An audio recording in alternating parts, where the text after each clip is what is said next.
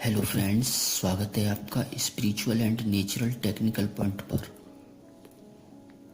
महर्षि वेद व्यास जी, जिन्हें भगवान का अवतार माना जाता है, उनके मुख से निकली हुई वाणी को भगवान श्री गणेश ने पुराणों में लिपिबद्ध किया है।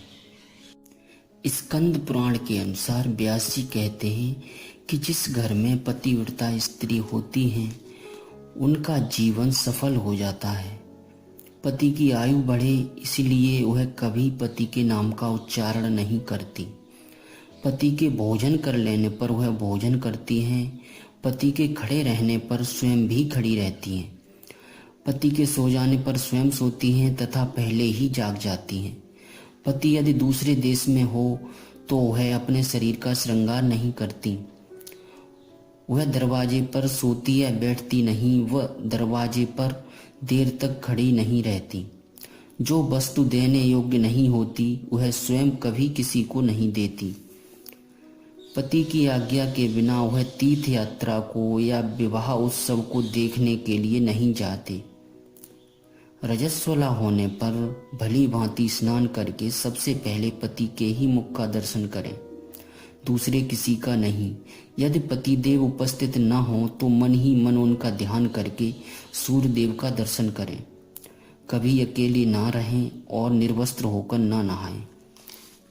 स्त्रियों के लिए यही उत्तम व्रत, यही महान धर्म और यही पूजा है कि वह पति की आज्ञा का उल्लंघन ना करे।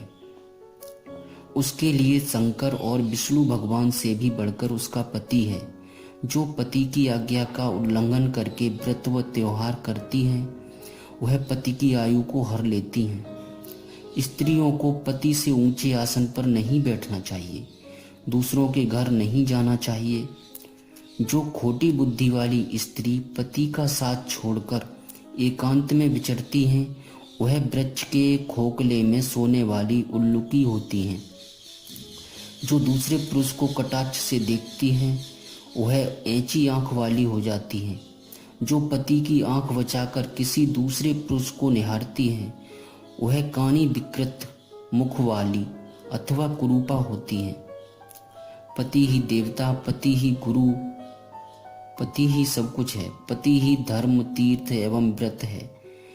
अतः स्त्री सब छोड़कर एकमात्र पति की पूजा करें। पतिव्रता स्त्री को देखकर यमदूत भी भाग जाते हैं। संसार में वे माता पिता पति धन्य हैं जिस घर में पतिव्रता स्त्री शोभा पाती है। केवल पतिव्रता नारी के पुण्य से उसके पिता, माता और पति, इन तीनों कुलों की तीन तीन पीढ़ियां स्वर्गीय सुख भोगती हैं।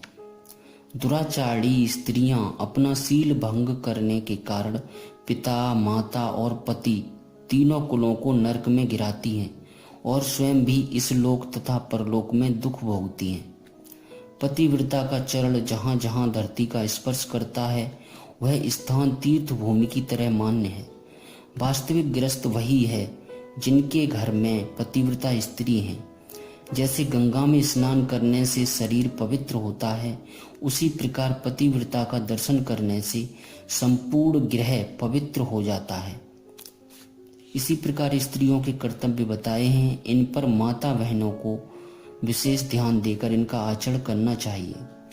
जो स्त्रियां पतिव्रता अरुंधति, सावित्री, अनुसुईया, सांडिली, सती, लक्ष्मी, शत्रुपा, सुनीति, स्वाहा आदि के समान हैं उन्हें मैं कोटि कोटि नमन करता हूँ।